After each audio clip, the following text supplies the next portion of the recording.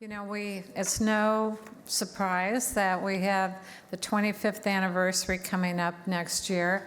So I thought we would have a conversation with two of the organizations that are steeped in remembering 9/11. And we have Beth Hillman, President and CEO of the 9/11 Memorial and Museum, and Jay Winuk, co-founder of 9/11 Day of Service. So it seems like it was yesterday we were here talking about the upcoming 24th anniversary. So I'd just like to start by asking, what are the plans? It's the anniversary tomorrow, and what are the plans at the museum, Beth? Thank you, Mary. Thanks to you and Frank for pulling us together. You're terrific staff, and I'm grateful for everybody who's here and the chance to learn from some of the panels that I was able to listen in on. We are still focused on the 24th anniversary, just to be clear. So tomorrow will be, as ever, a really important and solemn day for us at the memorial and in the museum. We'll be grateful to be with family members.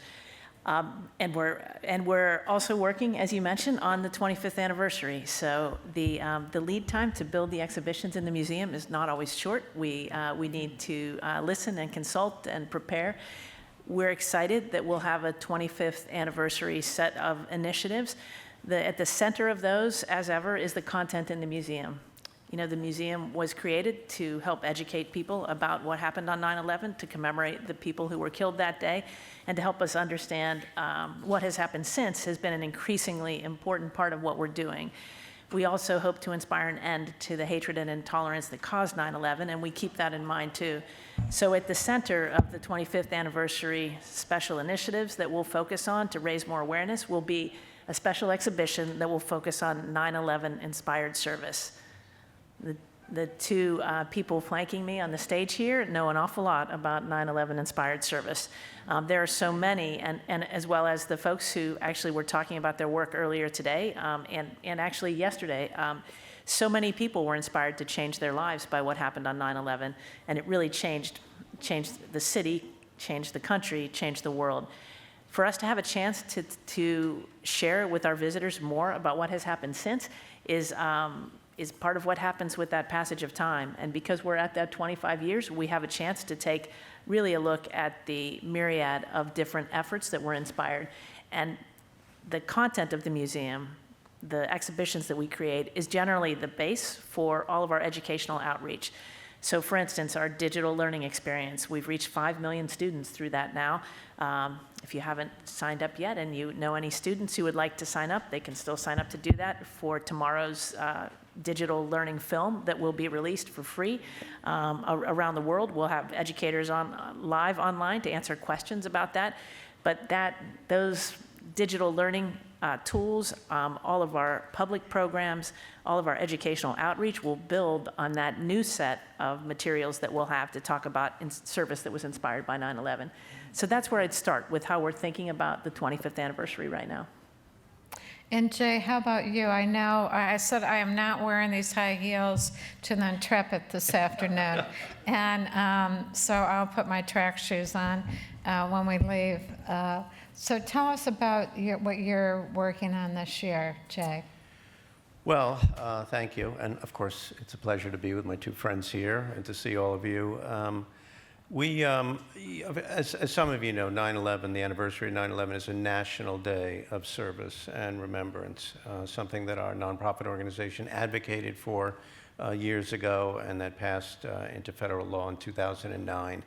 And part of what we do as an organization, just part of it though, is to stage large-scale service projects to mark the day and to give people an opportunity to participate in the day by making a difference and by doing good deeds. And the service projects that we're very focused on are large-scale meal packing events. So in New York today, as we speak, as well as tomorrow, there are thousands of volunteers gathering on the Intrepid, the aircraft carrier in the Hudson River. And they are packing non-perishable, shelf-stable meals to be donated to City Harvest and the Food Bank for New York. and those meals will be distributed to individuals and families who are at risk of hunger. We're doing that tomorrow in 24 cities around the country. And collectively, 9 million plus meals will be packed in one day. And those meals will stay in those cities where these events are happening. And so it's, it's very heartwarming as a 9/11 family member and as somebody who's been working on this almost since the beginning, to see the way Americans have responded to the fact that 9/11 is both a day of service and a day of remembrance, with action, with service, with wanting to participate. There are more than 700 companies who are sending employees to pack meals in all of these meal packs. So it may be the largest day of corporate charitable engagement on the calendar as well. So there's an awful lot going on around the country. The meal packs are just a small fraction of what's happening in terms of service and 9/11. The research shows that about 30 million Americans each 9/11 anniversary mark the day by doing good deeds now as part of this national observance. So we're very gratified that people still want to do something meaningful on the day, even if they weren't directly affected, as some of us, of course, have been. Jay, where are those meals going?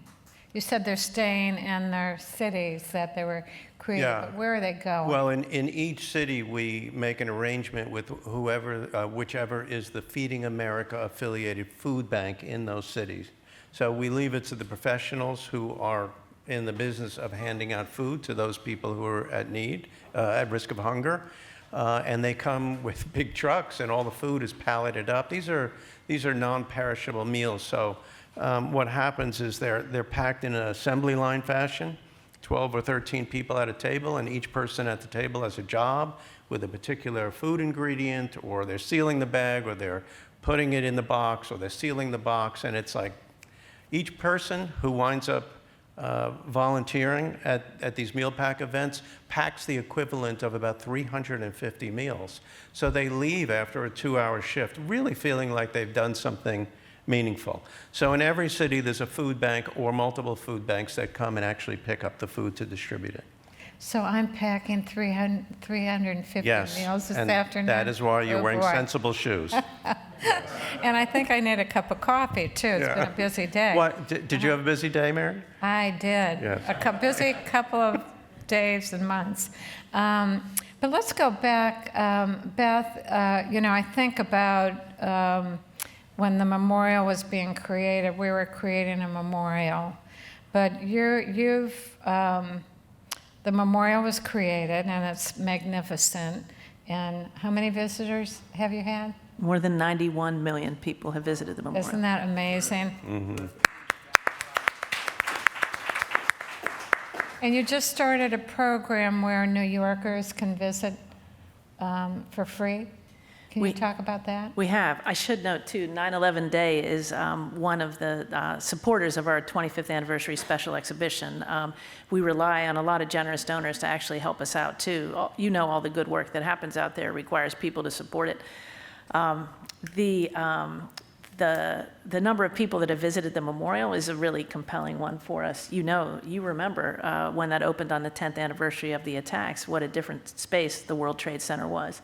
And the fact that we're now at this hub of what is, again, a thriving part of the city, a growing part of the city in terms of residents, and also a space that's a hub of commerce and of culture, that's helped make the museum, and the museum has helped make that happen too. We've had 26 million visitors to the museum, actually, since it opened in 2014, which we're really proud of. And then the outreach to people around the educational programs has made a big difference too. What'd you ask me, Mary, now? It hasn't been a short day for me either. What I was asking, I guess I wanted to make the point that we were, very engaged in making sure the memorial was built, and it was there to honor the people that died and recognize the people that responded, and Jay's organization being one of them, something that transformed 9/11 to a 9/12 and how our country came together. But now you've moved beyond that. So it's I don't want to say not just a memorial, but it's a living, breathing entity that has programs. And I wondered if you could elaborate a little bit more about that living, breathing entity portion of the museum. Sure, you're really an excellent advocate for the museum, just in the way you described it right now. I think, in many ways, this kind of symposium, we're hearing from the people who already know those stories. But what you're pointing out is that we have a chance, because of the audience the museum has generated over the years, to actually share the stories of what you talk about here with so many more people. So one of the ways in which the history that we share is evolving is just what has been a primary topic of the symposium here today, the impact of the World Trade Center dust on the people who came to help and who were already here, and who survived the initial collapse. That's an increasing part of the museum's artifacts, collection, and the stories that we tell. So the collection and then the exhibitions are the baseline, but we build public programs and educational programs on top of that, including the impact of that dust on the people who experienced it. There is a new installation in Foundation Hall that is called Dust, Illness, and Advocacy After 9/11 that tells some of the story of that intense and tenacious work that enabled the creation of the World Trade Center Health Program and the ongoing efforts to recognize, to treat, support, and raise awareness of what has happened as a result of that dust. In addition, the other parts of that response are becoming more a part of our collection too. We have a set of Joe McNally portraits that is now in the North Tower excavation down at Bedrock in the museum, that tells more of the stories, has more of the images of the people who responded, and helping to understand that. And it's a growing part of our public programs too. We realize that the young people who come to visit us, and now there are 100 million Americans too young to remember 9/11. The museum, while initially we were thinking about folks who would come to visit the museum who had a lived experience of 9/11, who remembered it themselves, now we have many, many visitors who don't have that lived experience, and they're encountering this material for the first time. And actually, the story of the toxic aftermath of 9/11 is one in which they're very interested. Environmental toxicity is not a foreign concept to many young people today. They recognize that. And we learned so much from 9/11 about responses, good and bad, in terms of initial responses and the longer-term effects. Our ability to tell that story is better for the collection that we have and the stories that people have shared with us. And some of the folks from the museum, Jan Ramirez, Amy Weinstein, folks who have collected those stories over the years, enable us to have that collection and that relationship with the community so we can actually tell those stories. That's at the baseline of our, what is, as you put it, a living, breathing museum and memorial that continues to collect more artifacts, more stories, and more expand our ability to actually share those with the people who we think can benefit from learning them. Well, you mentioned the public programs. Could you talk a little bit about that? Maybe give us some examples of the kinds of programs you have? Sure. The largest of our programs is the digital learning experience. Each year, our education team creates a new 30-minute film that we make available. We also post previous iterations of that film so that people can look at those, that tells stories of people like you all, firsthand accounts of eyewitnesses, survivors, first responders, people deeply affected whose lives were changed, family members, by what happened on 9/11. We find that direct encounter with someone who experienced and had this, and you know there are just so many stories to tell. That actually is a very compelling learning experience for young people. So that gets the biggest reach of all of our programs, that learning tool that we put out there for educators to use when they're teaching. We have done some research that tells us that most teachers want to teach about 9/11, and most also say they don't have the tools they need. So that's an example of us giving them a tool. But we also have worked with some of the folks who were here earlier today and others to tell stories of folks less represented in the narratives of 9/11 that have been most told over the years. The 8 members of agencies that that didn't get the recognition that some other agencies did, like Alan Grandy, who is here from TW Local 100, as opposed to maybe the city's agencies that responded on that day.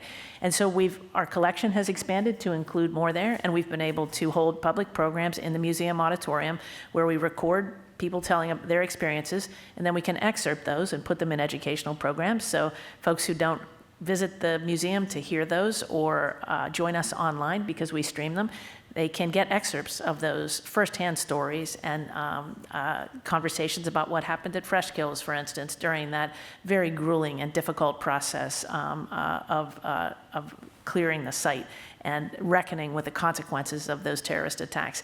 Those kinds of stories we can actually tell from the people who actually experienced them. And the other thing, you mentioned New York, the effort to bring New Yorkers to the museum.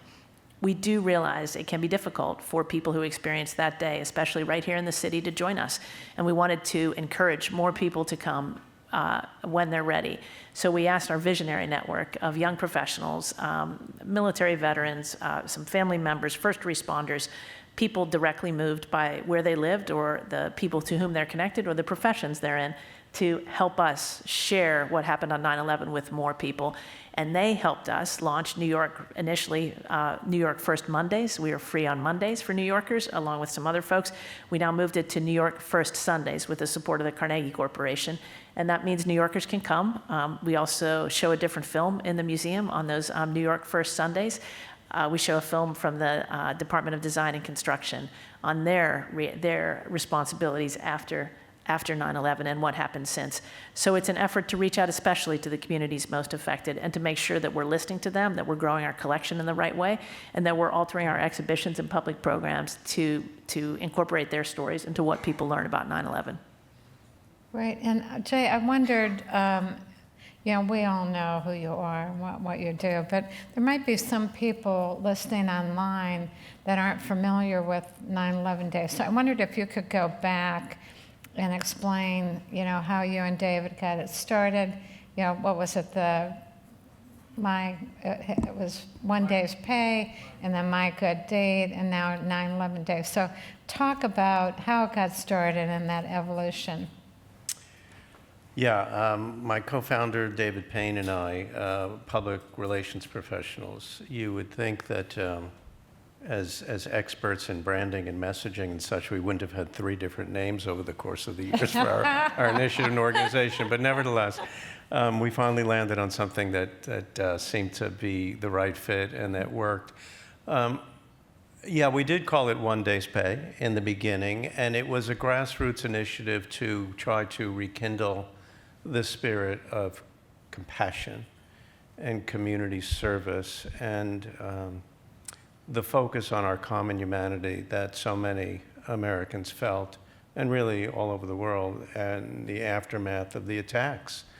For us, and for so many, we had never experienced anything like that. And even as a family member dealing with the trauma of not even knowing if my brother was dead or alive or, what was going on, it was very apparent what was happening in New York and around the country and around the world, the way people were coming together and putting aside differences, regardless of politics or race or religion or economic status or geography or age or sexual orientation or anything. It just didn't matter. We were in so many ways all together. There were those who didn't experience that, of course, in certain communities and certain faiths and such, but nevertheless, it was a time of togetherness, generally speaking, and we wanted to recapture that. We didn't want the terrorists to own the day in the future. We wanted the way people responded in this country and around the world to be at least part of the definition as future generations learned about 9/11. So we set about to try to start a little grassroots initiative where people would do good deeds on 9/11. And we had a longer range goal of trying to get 9/11 recognized as a national day of service.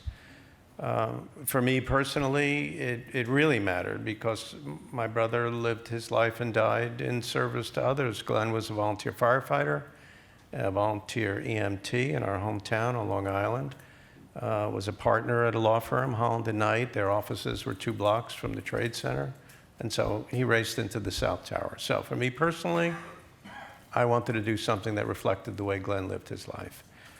And this made sense. And my friend David called me from California with an idea. And long story short, we said, let's get going. And one of the first things we did was we met with leaders of many of the 9/11 organizations that had surfaced, including Mary and Frank and so many others, maybe some of you in the room. And Darlene was there early. Because we wanted to make sure it was something that was comfortable for the 9/11 community at large. Because if the response we got from within the community was, no, a day of service and remembrance isn't quite the right thing for us, then maybe we would have had second thoughts about it. But the response we got from those who we spoke with was really genuine and heartfelt and appreciated, and then we felt like, okay, the door's open. So fast forward, after it became a National Day of Service and Remembrance in 2009, after years of walking the halls of Congress and through multiple administrations, we decided to start staging our own large-scale projects. So the meal packs is what we landed on. September is Hunger Action Month in this country. Unfortunately, every county in this country has a problem with hunger for some people, and in many cases, a lot of people. And so we wanted to engage in an activity and bring people together around something that affects people in every corner of the country, to give people an opportunity to do good deeds in that way. And that resonated. We started with one meal pack on the east side at Basketball City, which is a big cavernous space, and then we moved it over to the Intrepid, where we've been doing these meal packs for, basically 10 years, except for taking a break for COVID. It's really, and then as I said earlier, city after city after city, it's kind of jumped in. We have big plans for next year for the 25th anniversary, but it's not just about the meal packs. The meal packs are just signature projects of what the 9/11 Day of Service and Remembrance is all about. We have a major education program, as the museum does, to try to educate the next generation, that 100 million, and the next 100 million, and the 100 million after that. So it's important to make sure that young people who did not live through this and future generations who did not live through this understand the intersection between 9/11 and doing good deeds and people coming together and unity and the fact that everybody needs a helping hand sometimes. And if you're looking for a way to mark the day, well, doing some good deeds is not a bad thing. I certainly feel good about it as a way to pay tribute to my brother, but it has resonated with millions and millions of people around the country. So we think we're on the right track. Did that answer the question you asked? It sure did. I think you did a good job. I just rambled on there for a while. So talking about the I wish I had, an explanation of what we're doing, but I've been so busy planning for these events. We have a lot of ideas what we'll be doing for the 25th anniversary, and certainly partnering with the museum and Jay would be 2 of the things that we're going to be doing. Hi, I'm sorry. I have a question for really Beth. My name is Laura Walker. I lost my husband that day. I have a request for my children. Sorry. They were 8, 7, and 4. It's going to be so silly.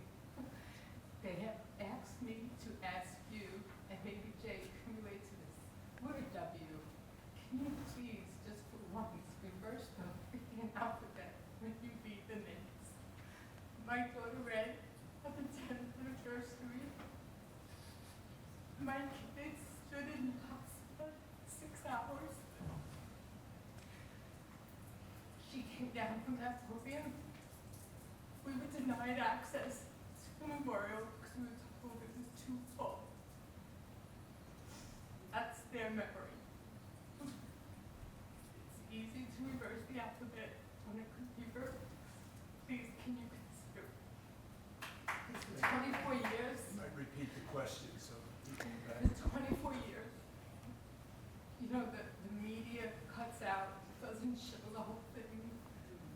terrified to come down here on the day. They're coming to someone else in action. They want to see their others being right. So this is, I'm so sorry. But let me restate the question as Frank suggested. That is that if your last name starts with a W, as Mr. Walker's last name does, it's a long time to wait for the name to be read in the reading of the names that happens on the anniversary commemoration every year. And the question is, would we consider reversing the order of the names and make that not happen in the future? And also related a difficult experience, not being able to get access, not being able to come to the memorial at the time that was happening. I'm so sorry. I appreciate it. I'm not even complaining. I'm just. Yes. Those of us in the second half of the alphabet. Yes, ma'am. I mean,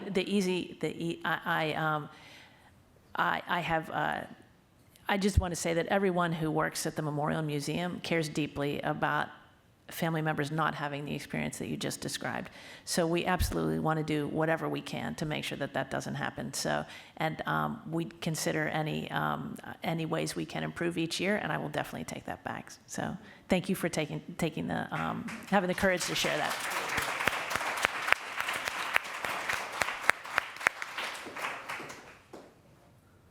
So what are the plans for the 25th anniversary? I think that's an excellent idea. I know Charlie Wolf, too, had the has the same experience with being.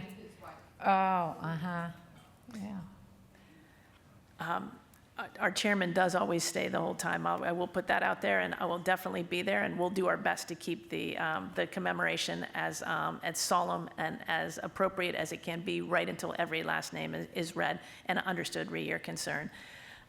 For the 25th anniversary commemoration, we're thinking about, and you all have been through this. I've not been through a milestone anniversary, with these especially. When we get so much more attention than we do at other years at the Memorial and Museum. But we will consider what elements we can add to the commemoration that will help recognize that 25 years have passed since that terrible day. And we'll look to seize on the attention that will come to those events on that day to make sure we don't ever forget and we can celebrate the lives of the people who were killed that day, as well as raise awareness of how they died. I mean, that will be our effort.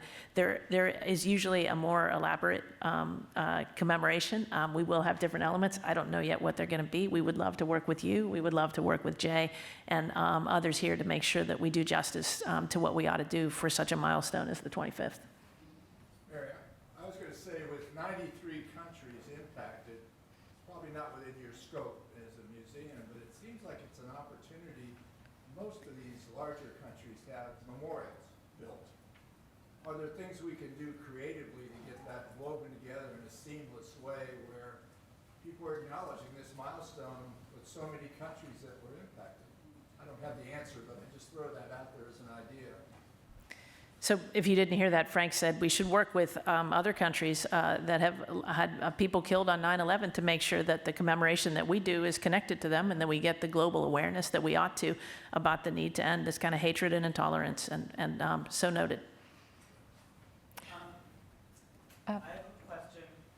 So the tribute center closed down a couple years ago, and something that they did, which I know I really appreciated as someone who lost my father in Vietnam, is they had access to, they partnered with the, thank you. So they had partnered with the observatory to grant access to family members. And when they partnered with the observatory to grant access to family members, it allowed, I think, 4 tickets a year or something like that. When they closed down, that option for family members to have free access to the observatory went with it. And I have been reaching out to the museum since then to try and see if you guys could potentially do something with the observatory to bring that back, because I know personally as a family member, I loved going up there. It made me feel closer to my dad in a sense, and it was just something that I really appreciated, and it was something I really cherished. So that's something I'm hoping you guys could potentially work on. And then on top of that, on another note, I'm a musician, and I wrote a song for my father, and I dedicated it to all of our loved ones who have passed. And I was donating 50% of the proceeds to the Tribute Center and towards trying to help them reopen. It's looking like that's never going to happen, and for the past 2 years, I have been reaching out again to you guys to see if I could start donating the proceeds to you guys. No one's gotten back to me. I've been told someone was supposed to email me about that multiple times. No one ever did. So if someone could reach out to me from the museum about that, my name is Aaron Sand, by the way. So if someone could reach out to me about that, I would love to start donating the proceeds from that song to you guys. Thank you for sharing that story. Absolutely, we'll look into that. I regret no one's gotten back to you. We'll fix that. So thank you, and kudos for your generosity and talent in writing songs. So. Hi,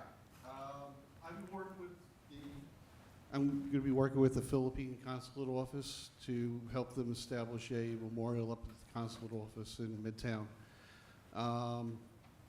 And I'd be able to reach out to the museum to get some information on the 22 Filipinos that were lost on 9/11. But the second part is, Jay, I don't know if you remember me. I did an auto accident with your brother on the LIE by Francis Lewis before 9/11. Wow.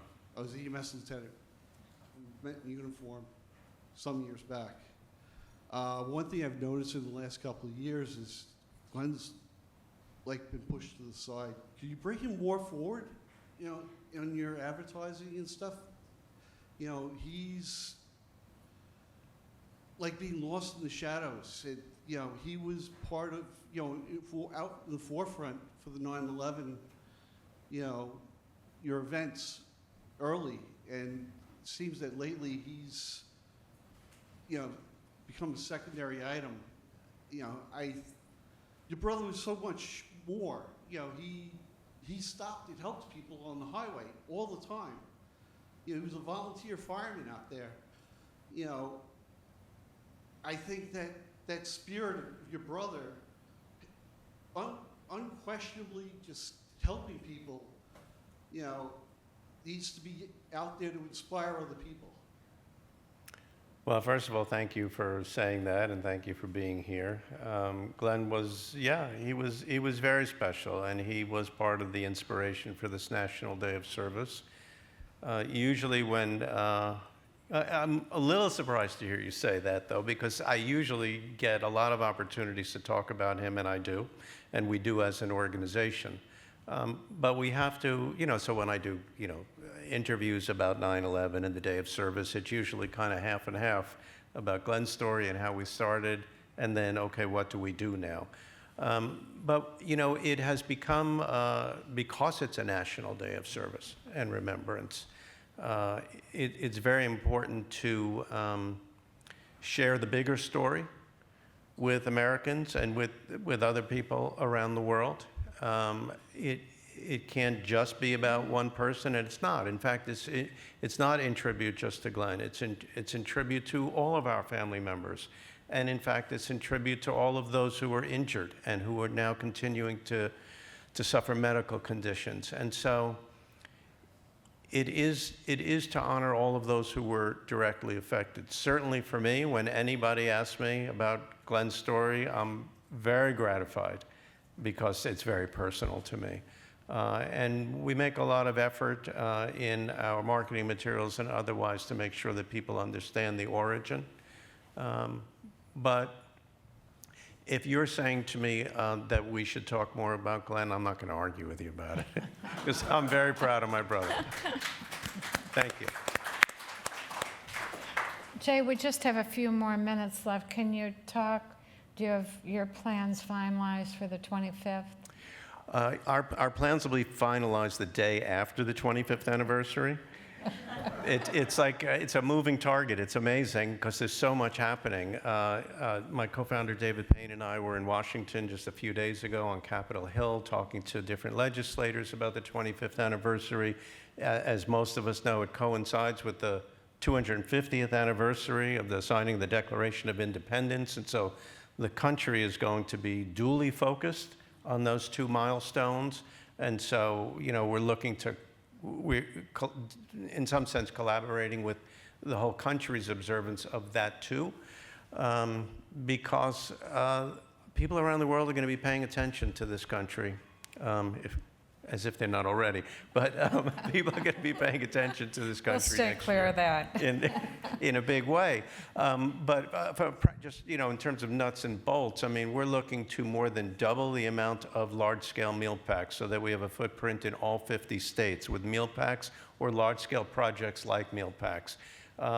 Tomorrow, on 80 campuses around the country, they're doing service projects as part of the National Day of Service. We're going to expand that exponentially, so our footprint with college students is significantly larger.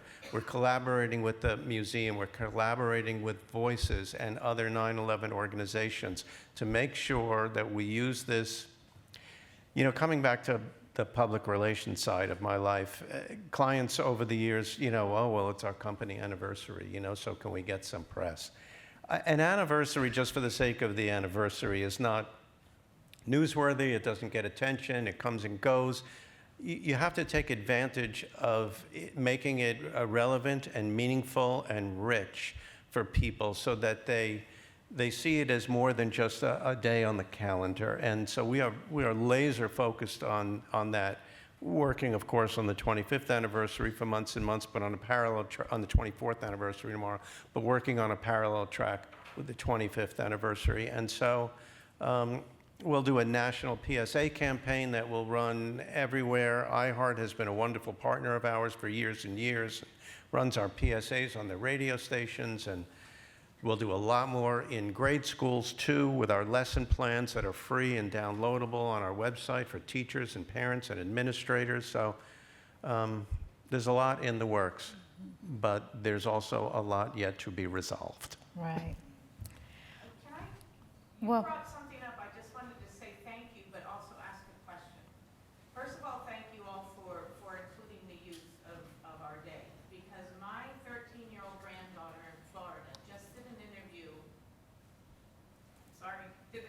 with me because their school is talking about 9/11. They got my photos, they have my story of being a responder, and anyone else in the class and in that grade is asked how 9/11 affected them, whether they were part of it or where they were when they heard. So thank you for getting it out there. My other question is, how can her school and her teachers access maybe the digital stories or like what you said, Jay, about schools being able to access this? If I could take that home with me and let them know, that would be wonderful. Oh, sure. Do you want to go first? Or? Yeah. Ours is 911memorial.org/DLE, Digital Learning Experience. So 911memorial.org/DLE. Sign up is free. We'd love to have them, and good for you for being willing to do that interview for her. Yeah, and our website, there's a whole section that's just meant for teachers, 911day.org, 911day.org. And these lesson plans, which are age appropriate, because depending on how old children are, the lesson plans have to be geared towards something that's appropriate for their age, and we have taken great pains to do that. And teachers all over the country, thousands of them, are using them in their classrooms. They come to the website. They've been developed with professional educators. We collaborated with other 9/11 family members in the development of them. But there's a lot more work to be done. As far as I'm concerned, and maybe you too, both of you too as well, 9/11 should be taught in every curriculum in the country, and not just about how we were attacked, but how we responded. And I don't mean militarily. I mean as Americans coming together. There's a lot of lessons to be gleaned there for young people. And as much as we have accomplished and you have accomplished in terms of education, there's a lot more work to be done. Can I add that if they want to learn about the victims, they can go to our 9/11 Living Memorial site, and we have, a portal for each of the victims. And we have 87,000 photographs that we collected while the museum was being built, and then gifted copies to the museum for their internal exhibit. But with that, the light is blinking red here, or it has been blinking red. And I want to say thank you to Beth and Jay for joining us again. And I can say for certain, one thing we're doing for the 25th anniversary is having the symposium again. And so same place, same time. The 9th will be focused on law enforcement, counterterrorism, and, it's more for professionals, bringing them together, but viewable online. And then, of course, the 10th, this is our 24th year holding this event at the Amazing. Marriott. Amazing, really. Thank you, thank you, thank Frank, thank your whole team. It's extraordinary. I always say we didn't know what we were getting into, but it was probably a good thing, right? But I have to say, the relationships that we've developed over the years, I'm looking out in the crowd and seeing so many people, some that I met on the first year, people that have contributed so much, to the community, to the organizations that are continuing to do the great work. And, it's really I think I was saying in another session, as a social worker, I was very focused on providing continuity of care. And that means, providing the support that's needed when you're contacted. And our numbers are just going up. The people that are contacting us for the first time, many who have never talked about 9/11, if you can imagine, or never met another family member that was impacted. It could be, a young adult now that was a child. It could be a responder or a survivor. So I think it's really important to continue on, and we've been very fortunate to maintain the relationships with the memorial, with the medical examiner, with Jay Winuk, and other organizations that are still providing some kind of resource or support. And then, of course, to so many of you that have made other contributions working on so many of the issues that we talked about today. The Saudi suit, the Guantanamo, the World Trade Center Health Program, a long list of things that we're still dealing with. And, I think that the contribution that you're making personally is really important. And so any way that we can work with you to get the information out, to make sure there's transparency, we're happy to do that. And I want to thank our sponsors. Without our sponsors, we wouldn't be having this event. We do not receive government funding. It's all through sponsorships and donations and grants that we receive from, our generous donors, including a lot of people from the 9/11 community that are receiving services, and they're free services. So, it's really important to have those donations.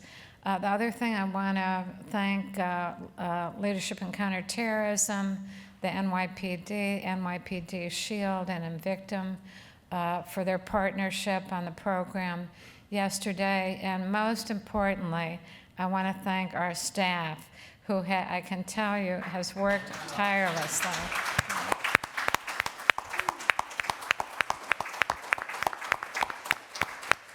And they're probably out in the hallway, but I have a